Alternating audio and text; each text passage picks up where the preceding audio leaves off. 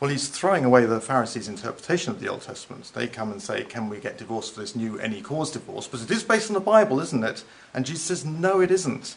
Because that phrase, that's evat devar, that's nakedness of a thing, that's cause of indecency. It's a single phrase in itself. You can't pull it apart and make two different causes for divorce. You can't say it's for indecency and it's for anything. And he puts them both back together. We have it here in the answer.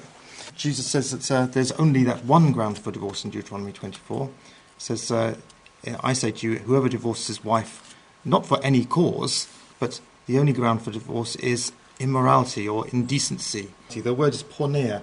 It's a very general term for indecency. It can be used for adultery, it can be used for prostitution, it can be used for any sexual indecency.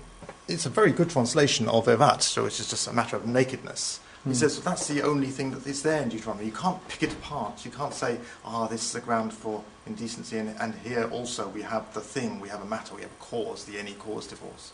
He says, no, it's one phrase, and we have to go with that. So in this passage, what comment was Jesus making about the grounds of divorce in Exodus, which everyone understood? He didn't.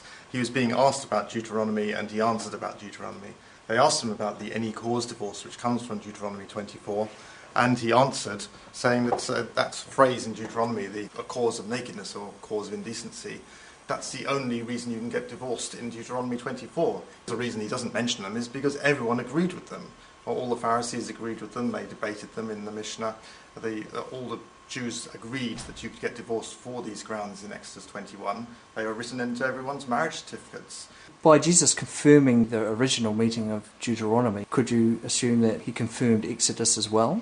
Well, it's difficult. It's always difficult arguing something from silence, from what Jesus didn't say, saying that, that must be true. But he certainly does affirm what the Old Testament says in Deuteronomy 24.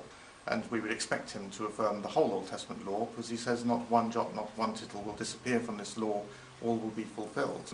But we have to look to Paul to actually talk about Exodus 21.